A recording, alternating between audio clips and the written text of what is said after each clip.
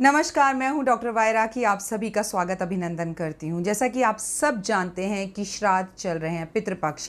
पितृपक्ष का नाम सुनते ही सब डरना शुरू कर देते हैं, सबको घबराहट होती है, कोई नया काम नहीं करना, प्लीज़ कपड़े मत पहनना, ये टाइम अच्छा नहीं होता।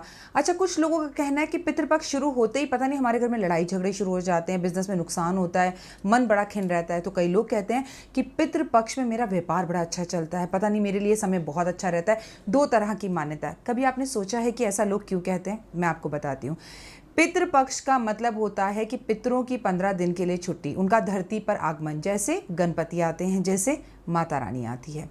नवरात्रों में 9 दिन के लिए आप माँ को मनाते हैं, वैसे पितरों को मनाइए। अगर आपको पितृदोष है, आपके पितर आपसे नाराज हैं किसी भी वजह और कारण से, तो श्राद्धों के समय पर आपको नुकसान होने लगेगा, कष्ट होगा, तकलीफ होगी। और अगर आपके पितर खुश हैं, वो तृप्त हैं, उनकी आत्मा को शांति मिली हुई है, तो श्राद्धों में आपको लाभ होगा, आपका कर्जा उतरेगा। ये एक छोटे से लक्षण हैं, ये पता करने के लिए कि हमारे को पितृपक्ष के समय पर कैसी तकलीफ़ें होती हैं, अच्छाई होती है, बुराई होती है, कि हमें पितृ दोष है या नहीं है। वैसे तो आजकल अमूमन पितृदोष सबको ही है, कारण आप भी जानते हैं।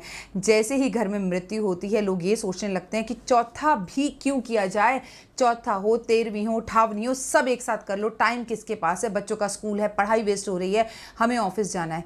ये एक दुर्भाग्य और शर्म की बात है कि जिन्होंने हमें जन्म दिया, हमारे पितृ, जिनकी वजह से आज हम सांसें ले रहे हैं और छोड़ रहे हैं, उनकी मृत्यु के बाद हम एक 15 दिन भी उन्हें नहीं देख सकते, उनके लिए कोई पूजा पाठ या दिया घर में नहीं जला सकते। ये बेहद ज़्यादा दुख की बात है।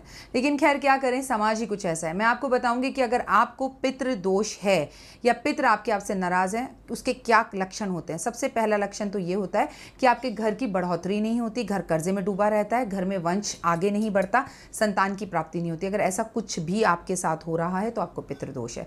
इसे निवारण पाने के लिए पितरों से माफ़ी मांगे, उनकी तस्वीर को दक्षिण की दीवार की तरफ लगाएं। बेहद ज़्यादा ज़रूरी है इन बातों का ध्यान रखना। आपके पितर आपसे खुश रहें, इसलिए उनके आगे प्रणाम करें, उनसे माफ़ी मांगे कि हमसे कोई गलती हो गई है, कम ज़्यादा हो गया है तो हमें क्षमा करें। अपने पितरों के आगे एक सरसों के तेल का दिया जलाएं और जिस भी दिन इन 15 दिन में उनका श्राद्ध है, उस दिन ब्राह्मण को बुलाकर भोज जरूर कराएं। लेकिन अगर पितृ पक्ष के अंदर इस बात का ध्यान रखिएगा, आप खाना नहीं बनाते, आप लहसुन प्याज अदरक खा रहे हैं, आप उसके बाद नॉनवेज ले रहे हैं और उसके बाद अपने पितरों का अगर आप श्राद्ध कर रहे हैं, तो इन चीज़ों की कोई ज़रूरत नहीं है। मन से मानिए। क्या 15 दिन नॉनवेज नहीं छोड़ सकते, ड्रिंक नहीं छोड़ सकते? छोड़ कर देखिए। आपको पता है हमारे पितर कितने ज़्यादा शक्तिशाली होते हैं। पितृदेव कहा जाता है, ऑलमोस्ट ये भगवान के बराबर हो जाते हैं। अगर आपकी कोई मन्नत पूरी नहीं हो रही, तो मेरे इस कार्यक्रम को देखने के बाद आप अपने पितरों से हाथ जोड़कर क्षमा मांगिए कि उनके जीते जी अगर हमसे कोई भूल हो गई हो या उनके जाने के बाद भी हमने उनकी निंदा की हो, तो हे पितृदेव, हमें माफ़ कीजिएगा और मेरा परिवार आगे नहीं बढ़ रहा, आगे बढ़े, ऐसी मेरी आपसे कामना है। ऐसा मेरा आपसे मानना है कि हमारे परिवार को आगे बढ़ने का आप वरदान दें। अगले साल से पहले आपके घर में संतान की प्राप्ति होगी। तो ये छोटी सी एक कोशिश थी। देखिए, कोई ज्योतिषीय प्रोग्राम नहीं है, यहाँ पर अपने भारतीय सभ्यता संस्कृति को बताने की कोशिश की मैंने। आपसे फिर मेरी भेंट होगी। खुश रहिएगा, मस्त रहेगा, देश और दुनिया से प्यार कीजिए, अपने आप से प्यार कीजिए और हाँ, अपने पितरों के नाम पर पेड़ पौधे ज़रूर लगाइए। जय माता दी।